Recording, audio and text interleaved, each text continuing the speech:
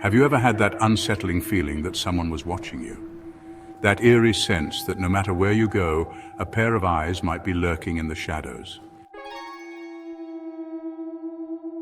3 years ago, I started dating my girlfriend. Let's call her Nikki. It all began in the most innocent way possible. I replied to one of her Instagram stories, we hit it off, exchanged numbers, moved to Snapchat, and within a week we met in person. It felt effortless, natural. By January, we were already spending time together, and with Valentine's Day on the horizon, I was just happy not to be spending it alone. But then Nikki told me something that made my stomach drop. She had a stalker. His name was Ben, a guy a few years older than her from her commuter college. They had been in a group project together, and after that he became obsessed. He followed her around campus, sent her endless texts, and worst of all, somehow found out where she lived. Nikki admitted she never blocked him because she wanted to see how far he would go. That was, until now. With Valentine's Day approaching, Ben's messages escalated. He started texting more frequently, each one ignored, but they piled up like a storm on the horizon. Then one day she found a box of Russell Stover chocolates on her doorstep. A text followed moments later. "I hope you like the gift I left you." That was her breaking point. She sent him a long message, one she didn't share with me, but in short she told him to move on, that she was seeing someone and that he needed help. But as much as she wanted to believe that would be the end of it, we both knew stalkers don't just stop. A few days later, Nikki sent me a screenshot that made my skin crawl. It was a text from an unknown number asking, "Is the guy you're dating my name?" I wasn't just a bystander anymore, I was part of this. And the thought of a guy I'd never met watching us from the shadows made my blood run cold. I told her that if he reached out again, we were going to the police. Nikki agreed, but we wouldn't have to wait long. Valentine's Day. That Friday we went to a nice restaurant by the water. It was supposed to be a night to forget all the stress, but something felt off. As we ate, we both noticed a man sitting alone on a bench near the parking lot. His cap was pulled low over his face, and when Nikki joked, "What if that's Ben?"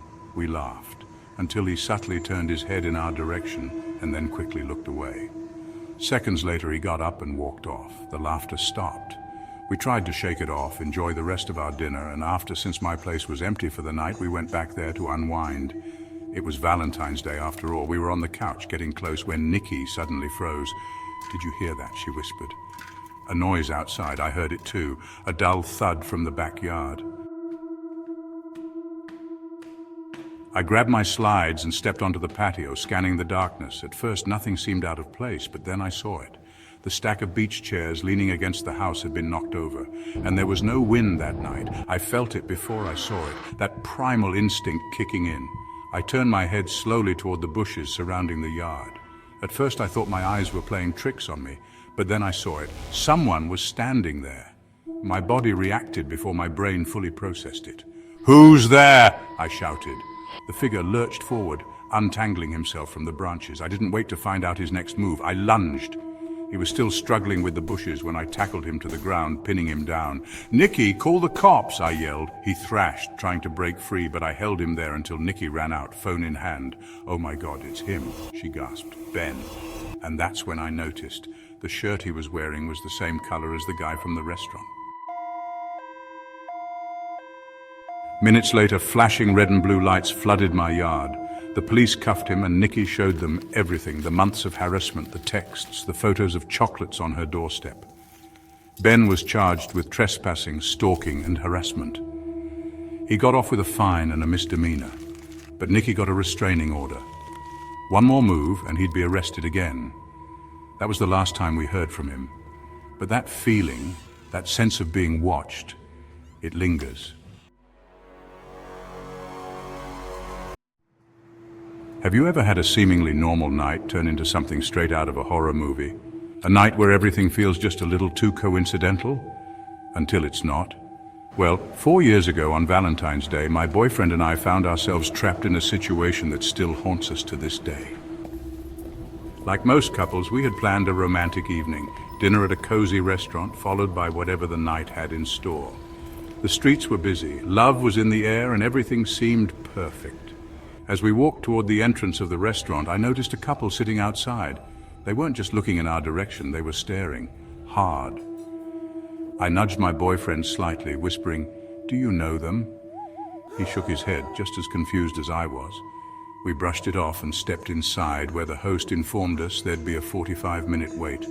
No problem, we'd get a text when our table was ready.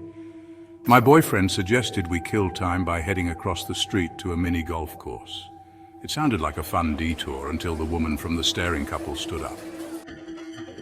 With a too-wide smile, she extended her hand. "Hi, I'm Mrs. Grady." I hesitated but shook her hand to avoid being rude. She quickly launched into how she and her husband were photographers, how we were a beautiful couple, and how we should follow them to their studio just a few minutes away for a spontaneous photo shoot. Red flags. She had no business card, no proof of legitimacy, just an unsettling level of enthusiasm. When she offered to drive us there herself, my stomach dropped. My boyfriend, ever polite, declined, saying we had plans. Her smile didn't waver, but the way she stared, that look was something else. As we turned to leave, I caught a glimpse of her husband, who had not spoken a single word, just watching. At mini-golf, we tried to shake off the weirdness, laughing about the encounter. The place was nearly empty, which made it easy to see the front door from every hole. About 5 rounds in, the entrance bell chimed. I turned, and my heart stopped. It was them. Mrs. Grady and her silent husband scanned the room until their eyes landed on us. She grinned. Not a friendly grin, one that sent shivers down my spine. I whispered to my boyfriend they followed us. We decided to leave and wait for our table in the car. But as we turned, the couple was suddenly behind us. Crazy how we all ended up here. Rod versus Grady. My boyfriend stiffened. His last name was Rods. How did they know that? We didn't stick around to find out. Rushing to the car, we locked the doors and sat in silence, our minds racing.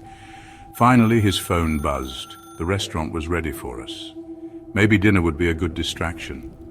Halfway through our meal, my boyfriend excused himself to the bathroom. Alone at the table, I couldn't shake the feeling of being watched. Then, from the corner of my eye, I saw a familiar figure peeking from behind a column. Mrs. Grady. I blinked and she was gone. Maybe my mind was playing tricks on me. Maybe I was being paranoid.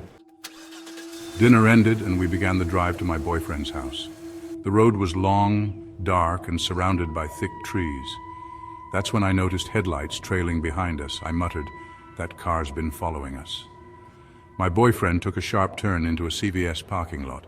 We both got out, pretending to use the restroom. When we returned, the car was gone. Relieved, we continued driving, until we heard it, a loud pop, then another. The car lurched. Both front tires had blown. My boyfriend's expression changed instantly. "We have to go. Now." Confused and scared, I hesitated. "Wait in the car?" "No." He grabbed my hand. "We run." We sprinted into the trees, my heart hammering. Crouching behind a thick bush, my boyfriend whispered to the cops, explaining everything.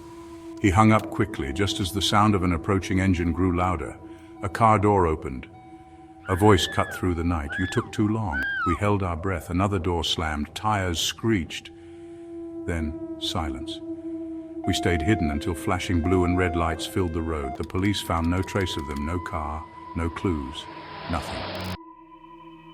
To this day, we have no idea who they were or what they wanted. The police never found them. No reports matched their description.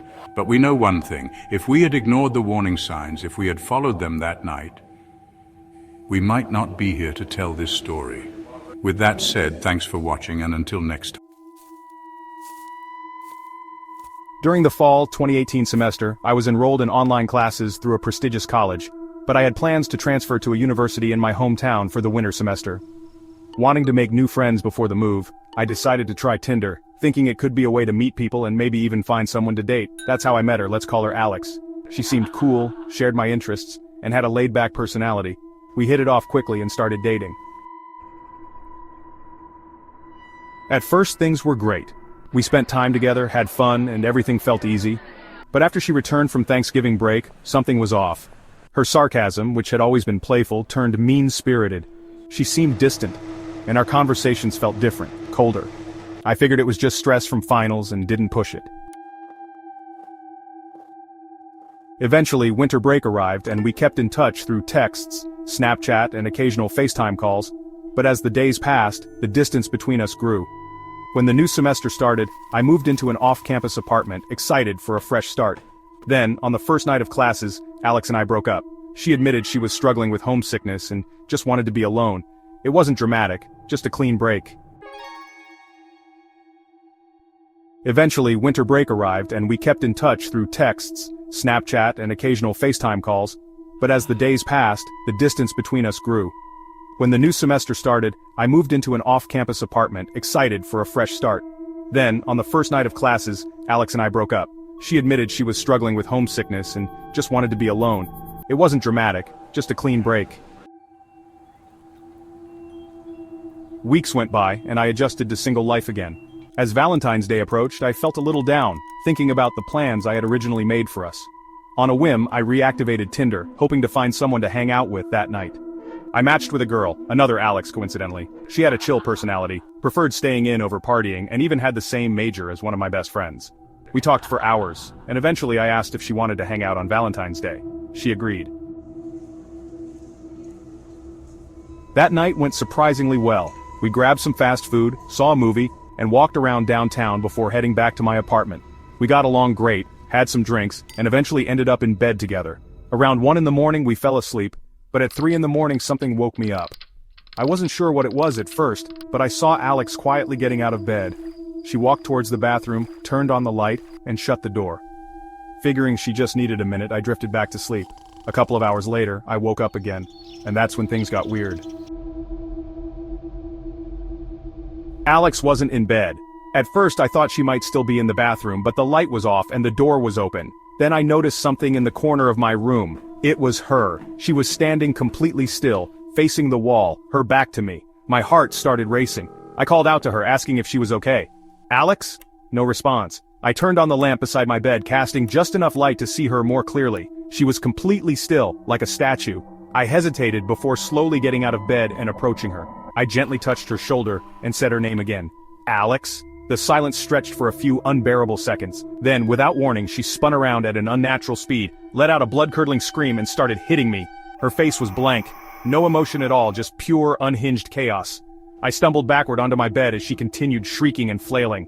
It lasted about 30 seconds before she abruptly stopped, grabbed her clothes, and bolted out the door. Still shaken, I got up and locked the door. Then, a terrible smell hit me.